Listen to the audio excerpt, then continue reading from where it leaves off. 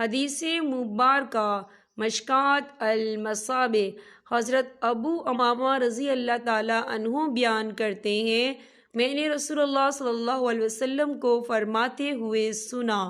قرآن پڑھا کرو کیونکہ وہ روز قیامت اپنے پڑھنے والوں کے لیے سفارشی بن کر آئے گا۔ سورہ بقرہ اور سورہ آل عمران، دو چمکتی ہوئی روشن صورتوں کو پڑھو